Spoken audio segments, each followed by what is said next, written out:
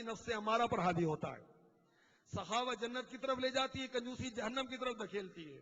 سخیوں کے مال بڑھائے جاتے ہیں، کنجوسوں کے ضائع کیے جاتے ہیں، برباد کیے جاتے ہیں. سخی سخاوت کی برکات پاتا ہے، اللہ کا قرب پاتا ہے، لوگوں کا قرب پاتا ہے، جہنم سے دور ہوتا چلا جاتا ہے. اور بخیل شخص کو اللہ سے دوری، لوگوں سے دوری اور جہنم سے قرب حاصل ہوتا ہے.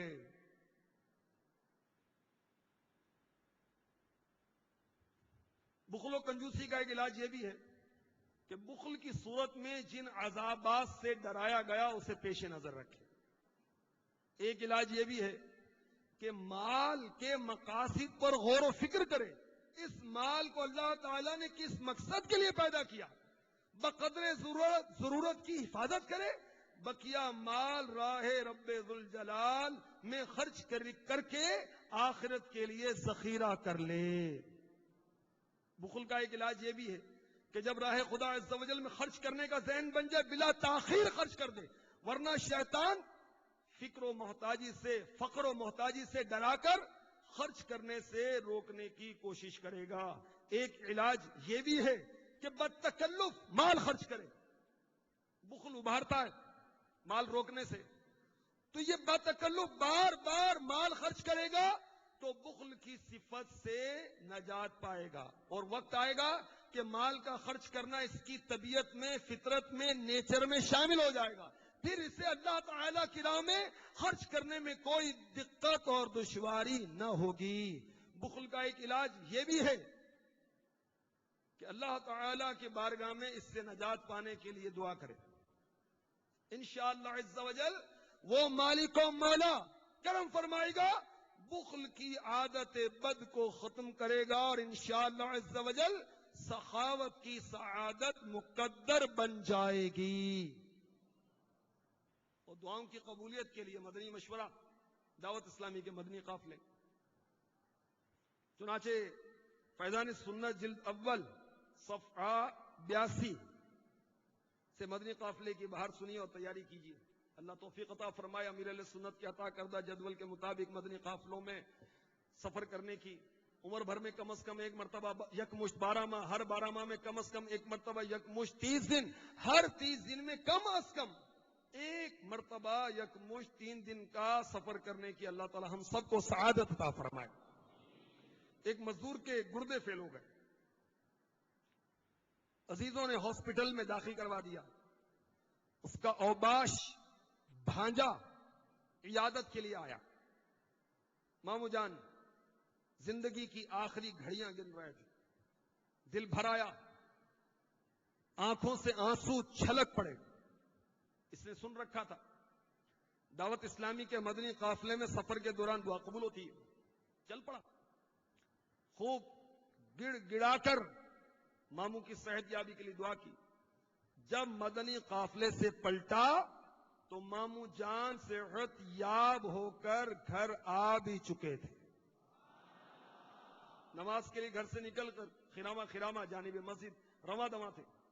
یہ رحمت بھرا منظر دیکھ کر اس نوجوان نے گناہوں بری زندگی سے توبہ کی اور اپنے آپ کو مدنی رنگ میں رنگ لیا.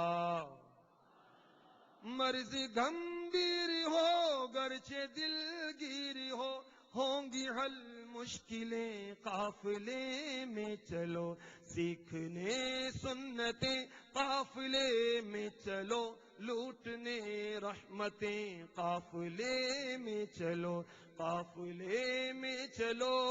غم کے بادل چھٹیں اور خوشیاں ملیں، دل کی کلیاں کھلیں قافلے میں چلو، سیکھنے سنتیں قافلے میں چلو، لوٹنے رحمتیں قافلے میں چلو، قافلے میں چلو. دل کی کالک دھلے مرض عصیاں ٹلے، مرض عصیاں ٹلے، آؤ سب چل پڑے قافلے میں چلو سیکھنے سنتیں قافلے میں چلو لوٹنے رحمتیں قافلے میں چلو قافلے میں چلو دور بیماریاں اور پریشانیاں. بخل بھی دل کے امراض میں سے ہے. تو دل کے امراض امیر علیہ سنت فرمانے دور ہوں گے, ساری بیماریاں دور ہوں گی انشاءاللہ, ظاہری بات نہیں بھی.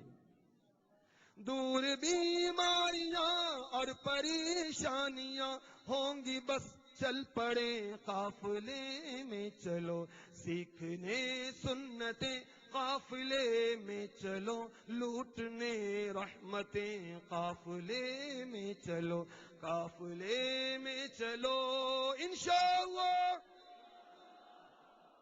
میٹھے میٹھے اسلام بھائیوں, بیان کو اختتام کی طرف لاتے ہوئے میں آپ کی خدمت میں سرما لگانے کی سنتیں اور آداب کچھ عرض کرتا ہوں.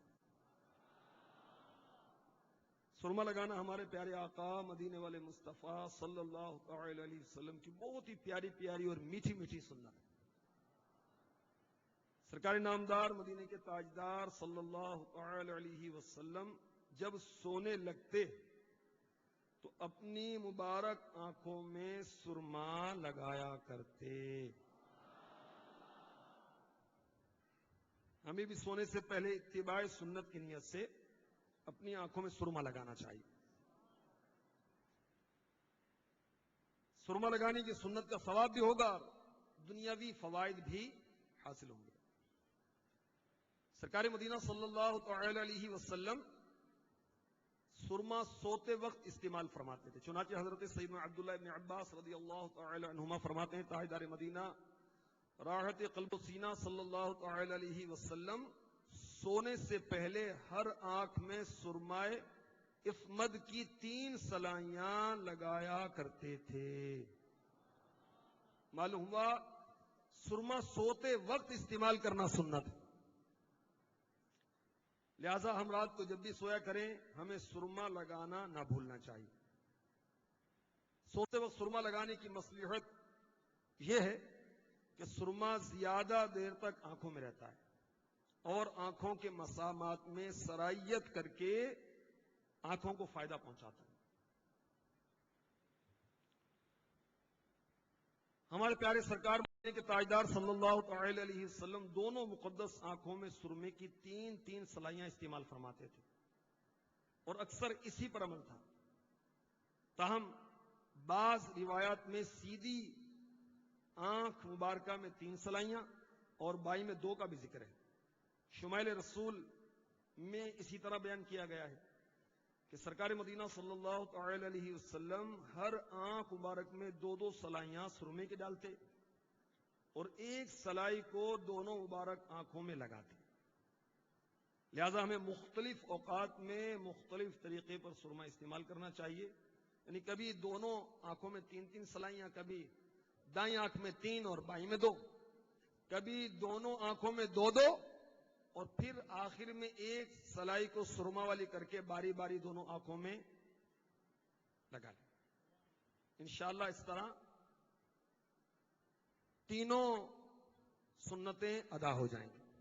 یہ بات یاد رکھیے, تکریم کے تعظیم کے جتنے بھی کام ہیں یہ سب کام شاہ خیر الانام صلی اللہ تعالی علیہ وسلم سیدھی جانب سے شروع کیا کرتے ہیں. لہذا پہلے سیدھی آنکھ میں سرما لگائیں پھر بائیں آنکھ میں. یا اللہ عز و جل ہمیں ہر بار سوتے وقت سرما لگانے کی سنت بھی ادا کرنے کی توفیق عطا فرما. عجب نہیں کہ لکھا لوح کا نظر آئے,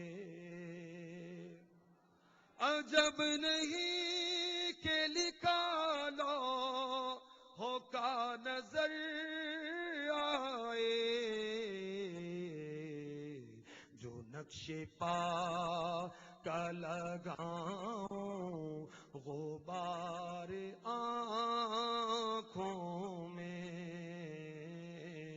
جو نقش پا کا لگاؤں غبار آنکھوں میں. اللہ تعالی ہمیں عمل کی توفیق عطا فرمائے. آمین بجاہ النبی الامین صلی اللہ تعالی علیہ وسلم.